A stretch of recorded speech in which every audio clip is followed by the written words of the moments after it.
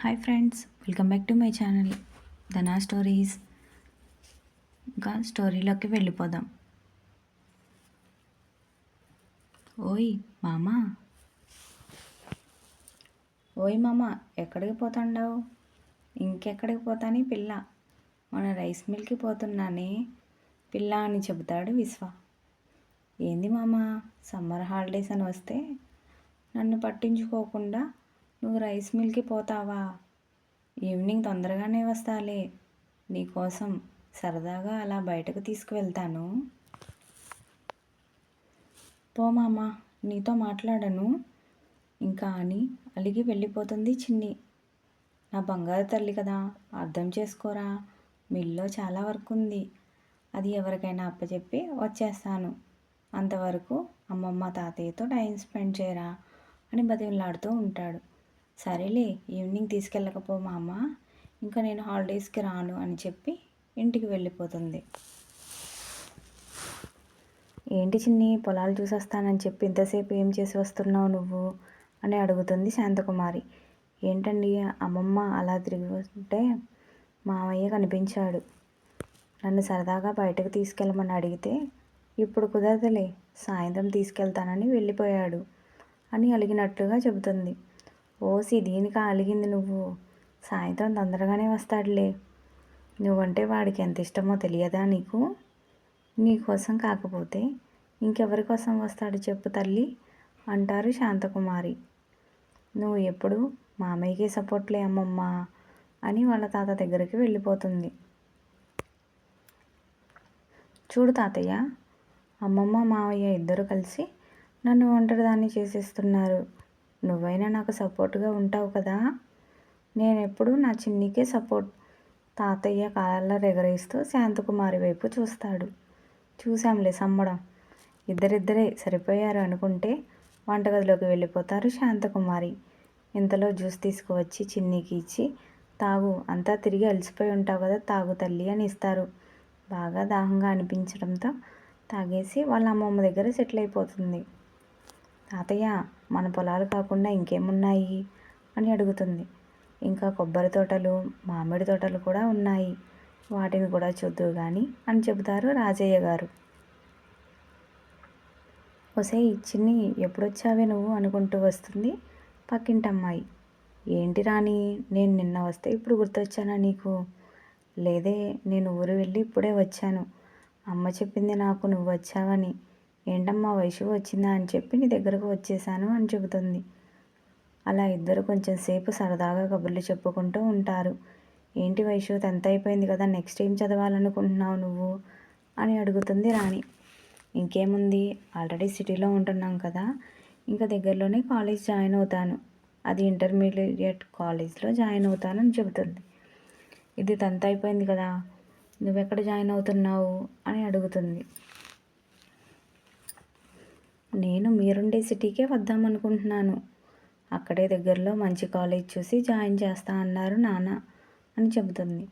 ఎందుకు, ఇద్దరం ఒకే కాలేజీలో జాయిన్ అవుదాం, ఇక్కడ నుండి 1/2 అవర్ జర్నీ కదా, నీకు ఇబ్బంది ఏముండదులే అని చెబుతుంది. ఒక్కసారి అంకుల్తో మాట్లాడు, ఇద్దరం ఒకే కాలేజీలో జాయిన్ అవుతామని చెప్పు. ఏం మాట్లాడతారో అని అడుగుతుంది వైషు. ఆల్రెడీ మనం బెస్ట్ ఫ్రెండ్స్ అని ఇంట్లో అందరికీ తెలుసు, వాళ్ళు కాదనలేరు, మన ఇద్దరం ఒక చోట ఉంటే వాళ్ళకి సంతోషమే కదా అని అంటుంది. అవును, ఇంతలో రాజయ్య గారు వచ్చి, ఏంటి ఇద్దరు ఒక చోట అని మాటలు వినిపిస్తున్నాయి అని అడుగుతారు. ఏం లేదు తాతయ్య, తను కూడా కాలేజ్ జాయిన్ అవ్వాలి కదా, ఇద్దరం ఒకే కాలేజీలో జాయిన్ అయితే బాగుంటుంది అని మాట్లాడుకుంటున్నాం అని చెబుతుంది వైషు. సరే అయితే నేను రాణి వాళ్ళ నాన్నతో మాట్లాడతా కానీ అని వాళ్ళతో ముచ్చట్లలో పడిపోతారు రాజయ్య గారు. తాతయ్య, మామయ్య నన్ను బయటకు తీసుకెళ్ళమంటూ తీసుకెళ్ళట్లేదు, కానీ నువ్వైనా నన్ను తీసుకెళ్ళొచ్చు కదా అని అడుగుతుంది. సాయంత్రం తీసుకెళ్తా అన్నాడుగా బంగారం, తీసుకెళ్ళకపోతే నేను తీసుకెళ్తాలే అని చెబుతారు. ఇంతలో శాంతకుమారి గారు వచ్చి, భోజనం చేద్దురు రండి అని పిలుస్తారు. ఇంతలో మిల్లు నుండి ఒక పర్సన్ వచ్చి, అమ్మగారు, విశ్వబాబుకి క్యారేజీ కట్టారా ఇవ్వండి తీసుకువెళ్తాను అని చెబుతాడు. ఇదిగోరా వెంకటేశు, తీసుకెళ్ళి జాగ్రత్తగా ఇవ్వు అబ్బాయికి అని చెప్తారు శాంతకుమారి. ఇంకా వీళ్ళిద్దరూ వచ్చి డైనింగ్ టేబుల్ దగ్గర కూర్చొని ఇద్దరికి వడ్డిస్తూ పక్కన నుంచొని ఉంటారు. ఇదిగో శాంత, నీకెన్నిసార్లు చెప్పాలి, ఆరోగ్యం సరిగ్గా ఉంటుంది కదా, ఇప్పుడైనా మెడిసిన్ వేసుకోవాలి, టయానికి తిను అని చెబుతాను. కానీ నువ్వు నా మాట అస్సలే వినడం లేదు. మీరు తిన్నాక తింటాలేండి, మీరు తినండి అని పక్కన నుంచుంటారు. తినకపోతే మేము తినమని ఇద్దరు లేస్తారు పైకి. వద్దులేండి కూర్చోండి, మీతో పాటు తింటాను అని శాంతగారు కూడా వీళ్ళతో పాటు తిని ఆ పాత్రలన్నీ వంటగదిలో సర్ది మెడిసిన్ వేసుకొని రెస్ట్ తీసుకోవడానికి తన గదిలోకి వెళ్ళిపోతారు. రామయ్య గారు కూడా, నేను కొంచెం సేపు రెస్ట్ తీసుకుంటాను తల్లి, నువ్వు అలా హాల్లో టీవీ చూస్తూ ఉండు అని తన గదికి వెళ్ళిపోతాడు. ఇంకా ఎవరూ లేకపోవడంతో హాల్లో టీవీ పెట్టుకొని సాంగ్స్ పెట్టుకొని మధ్య మధ్యలో డ్యాన్స్ చేస్తూ ఎంజాయ్ చేస్తూ ఉంటుంది వైషు. అలా టైం తెలియకుండానే 5 అవుతుంది. అప్పుడే రైస్ మిల్ నుండి లోపలికి వస్తూ ఉండగా హాల్లో డ్యాన్స్ చేస్తూ ఉంటుంది వైషు. అలా తలుపుగా అనుకొని వైషు డ్యాన్స్ని చూస్తూ మైమరిచిపోతూ ఉంటాడు. ఎంత ముద్దుగా చేస్తున్నావే చిన్ని అని మనసులో అనుకుంటూ కంటి రెప్పలు కూడా వాల్చకుండా చూస్తూ ఉంటాడు. అలా ఎంతసేపు నుంచొని చూస్తూ ఉన్నాడో కూడా తెలియదు. ఒక అర్ధగంట తర్వాత వైషు డ్యాన్స్ చేయడం ఆపి బయట వైపుగా చూస్తుంది. గుమ్మానికి ఆనుకొని నుంచొని ఉన్న విశ్వాన్ని చూసి, ఏంటి మామయ్య అలా చూస్తున్నావు, వచ్చి ఎంతసేపు అయిందని అని అడుగుతుంది. చిన్నగా తడబడుతూ, ఇప్పుడే వచ్చాను, నువ్వు అలా డ్యాన్స్ చేస్తున్నావు, సరే నేను ఫ్రెష్ అయ్యి వస్తాను, నువ్వు రెడీ అవ్వు, నేను అలా బయటకు తీసుకువెళ్తాను అని చెబుతాడు. హాయ్ మామయ్య వచ్చాడమ్మమ్మ అని వాళ్ళ అమ్మమ్మ దగ్గరికి వెళ్తుంది. చిన్ని, మావయ్య నన్ను బయటకు తీసుకెళ్తానన్నాడు అమ్మమ్మ, నేను రెడీ అవ్వటానికి వెళ్తున్నాను అని చెబుతుంది. శాంతగారు కూడా బయటకు వచ్చి కిచెన్లోకి వెళ్ళి విశ్వ కోసం టీ ప్రిపేర్ చేయడానికి వెళ్తారు. ఇంకా రాజయ్య గారు కూడా హాల్లోకి వచ్చి కూర్చుంటారు. వైషు కూడా రెడీ అయ్యి వచ్చి హాల్లో కూర్చొని, ఇంకా మనం వెళ్దామా మావయ్య అని అడుగుతుంది.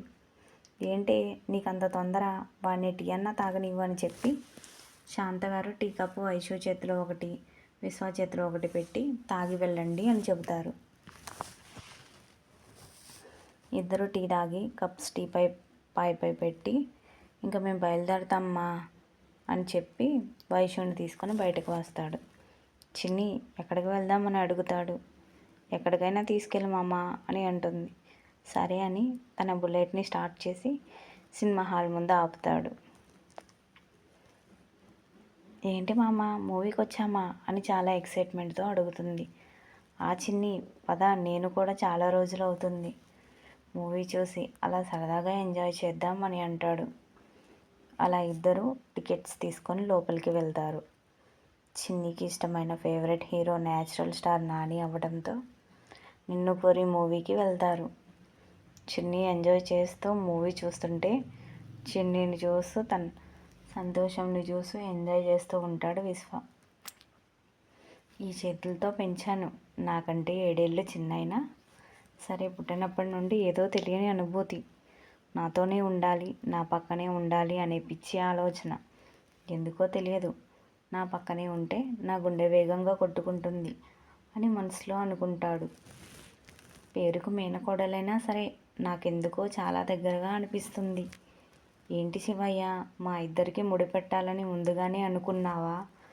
అలా అయితే నాకన్నా అదృష్టవంతులు ఇంకెవరూ ఉండరు అంట. ఈ జన్మకి నా చిన్ని నా భార్య అయితే అరుణాచలం వస్తానని మొక్కుకుంటాడు. అక్కకైతే నేనంటే చెప్పలేని ఇష్టం, కానీ బావ ఒప్పుకుంటే చాలు, చిన్నికి ఇష్టమైతే ఇంకేమీ ఆలోచనలు ఉండవు, తను నా భార్య అయినట్లే అనుకుని సంబరపడిపోతూ ఉంటాడు. ఇంటర్వెల్ రావడంతో మామ ఏమైనా తీసుకురా తినడానికి తాగడానికి అని అడుగుతుంది.